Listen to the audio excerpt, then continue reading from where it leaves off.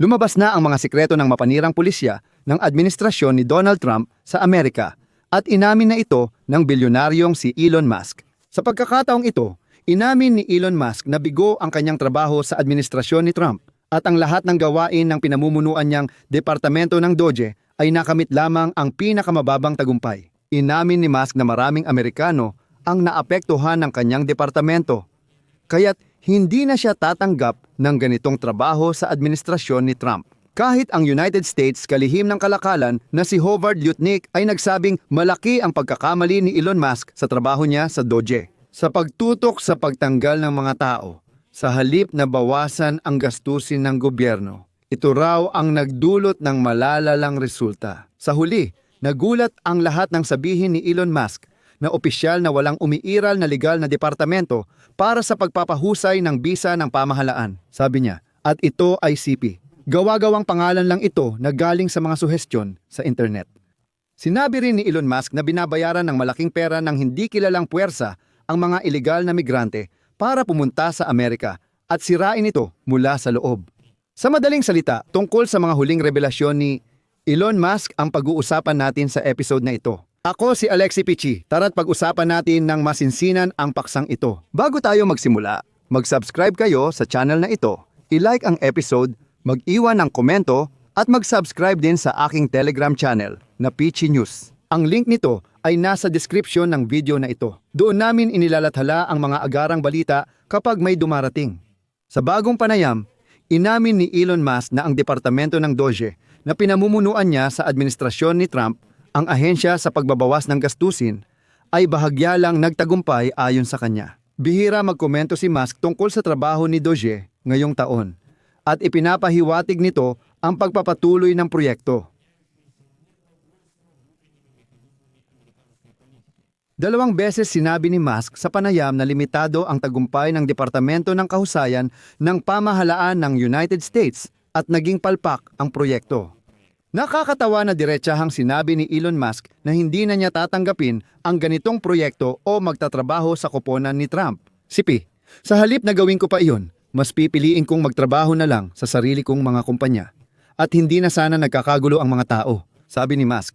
Imbes na Tesla na kotse, tumutukoy siya sa pagdami ng vandalismo sa mga Tesla dealer matapos bawasan ng gobyerno ang gastusin. At pagkatapos noon, gumawa si Elon Musk ng isang napakakakaibang pag-amin. Una, siya ay pansamantalang empleyado lang ng White House.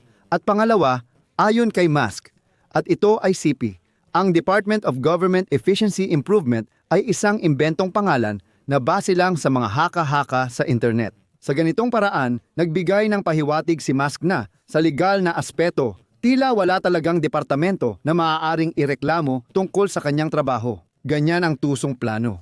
Nang tanungin si Elon Musk tungkol sa oras na ginugol niya sa Washington, sinabi ni Musk, at ika nga niya, masasabi kong noong una ay sobra akong nakatuon sa mga ilusyon. Ang ibig kong sabihin, sa tingin ko, gusto ko lang na ang gobyerno ay gumawa ng kaunti lang, talagang kaunti lang. Siguro ang ibig sabihin ni Musk dito ay ayaw niyang makialam ang gobyerno sa buhay ng mga Amerikano at sa negosyo. At dito na nagsimula ang mga teorya ng konspirasyon tungkol sa mga ilegal na migrante. Sinabi ni Elon Musk na ang pangunahing problema ay mayroong malalaking transfer payments na napupunta sa mga ilegal na imigrante. Muling sinabi niya ang teorya ng sabwatan na binabayaran ang mga migrante para magpunta sa Amerika at pinapabilis ang kanilang pagkamamamayan. Ayon sa kanya, dahil dito, umaasa ang mga imigranteng ito sa tulong ng gobyerno at bumoboto para sa mga sobrang kaliwa. At ang taktikang ito na hindi naman napatunayan ay sa totoo lang parang pag-aangkat ng mga botante. Ibig sabihin, ayon kay Elon Musk, binabayaran ng mga demokratiko ang milyon-milyong migrante para pumunta sa Amerika, tumira roon at bumoto para sa Partido Demokratiko. Pero, totoo, paano mo nga ba masisiguro yon? Hindi sumagot si Elon Musk. Ibig sabihin, halimbawa, sabihin na nating hypothetically na may ganitong sistema, dumating ang imigrante, binigyan siya ng benepisyo, nakuha niya ang pagkamamamayan. At pagkatapos, paano mo masisiguro na boboto siya para sa Demparita? Ano ang pipigil sa kanya na bumoto para sa Republikano sa ganitong sitwasyon? Sa kontekstong ito, dapat ding banggitin na inulit din ni Elon Musk ang mga hakbang ni Pangulong Trump laban sa komunidad ng Somali sa Minnesota at sa tubong Somali na miyembro ng kapulungan ng mga kinatawan na si Ilhan Omar. Dito, binatikos ni Musk ang Muslim community sa United States. Pinalalabas na dumating sila roon at ngayon ay sila na ang namimili ng kanilang mga leader sa mga estado. CP, tingnan ninyo si Ilhan Omar na nahalal sa Kongreso dahil sa malaking grupong Somali sa Minnesota na malayo sa Somali. Dagdag pa rito, sinabi ni Musk na si Zaharan Mamdani, ang bagong alkalde ng New York, ay nanalo dahil sa boto ng mga hindi ipinanganak sa Amerika na parang kung walang imigrante, hindi mananalo ang demokratiko. Ayon pa kay Elon Musk, ang mga estadong pinamumunuan ng demokratiko ay nagiging komunistang impyerno. Tungkol naman sa kalawakan, tinawag ni Elon Musk ang kanyang sasakyang pangkalawakan na SpaceX Starship bilang isang revolusyonaryong teknolohiya at binigyang diin ang kalamangan ng mga sasakyang pangkalawakan na V3. Samantala, sinabi ni Elon Musk na ang bagong algorithm ng rekomendasyon para sa social network na X na gumagana gamit ang kanyang artificial intelligence platform na Grok ay dapat nang ilunsad ngayong buwan. Ayon kay Elon Musk, babasahin ni Grok araw-araw ang bawat post sa X para magrekomenda ng bagong nilalaman base sa katalinuhan ng tao. Kaya, posible ba na ang isang account na may kaunting taga-subaybay o bagong account, kung ang nilalaman ay talagang mahusay, ay maipapakita ang nilalamang ito sa maraming tao? Iyan ang aming layunin.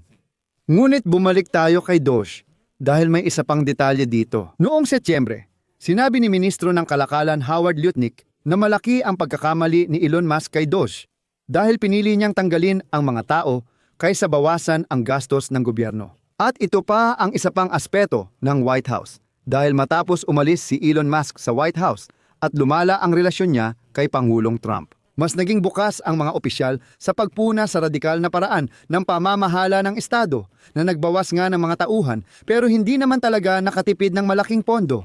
At doon, sinabi ni Lutnick, at quote, "Pakiramdam ko masyadong nahumaling si Elon Musk sa mga layunin ng iba. Inuuna ang pagbabawas ng bilang ng mga empleyado ng gobyerno kaysa sa paglaban sa pag-aaksaya. Sigurado akong pwedeng bawasan ng 10% ang gobyerno at pwede pa itong bawasan ng 15% at hayaang ang mga ministro ng gabinete ang kumilos. Pag-aralan ang kanilang mga tungkulin at gawin ang kinakailangang pagbabawas." Heto ang totoo mula sa kalihim ng kalakalan ng Estados Unidos.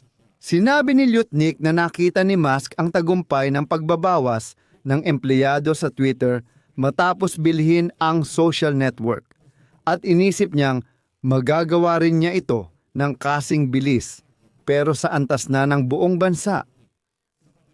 Ang pangunahing dapat pagtuunan ng pansin ay ang pagbabawas ng pag-aaksaya, pandaraya at pang-aabuso, pati na rin kung sino ang maaaring bawasan ng trabaho sa paglipas ng panahon. Sa tingin ko, maling naintindihan lahat ni Musk. Sa huli, parang nagbubuod ngayon ang pahayagang Axios at isinulat nila na ang orihinal na pagtataya ng pagtitipid ni Elon Musk na 1 to 2 trilyong dolyar kada taon ay matagal nang lipas. Ayon sa kasalukuyang pagtataya ng Doge, ang pagtitipid sa ngayon ay nasa humigit kumulang 200 bilyong dolyar kahit na marami ang kumukwestiyon kahit sa mga numerong ito.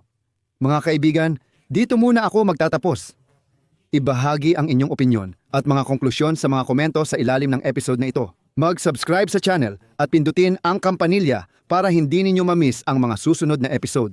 Kung gusto ninyong suportahan ang channel na ito sa YouTube, kung naging interesante sa inyo ang episode na ito, maaari ninyong gawin ito sa pamamagitan ng donation o paid subscription sa mga link at detalye. Sa description ng video na ito, nakasulat doon, suportahan ang channel ni Alexei Pichi.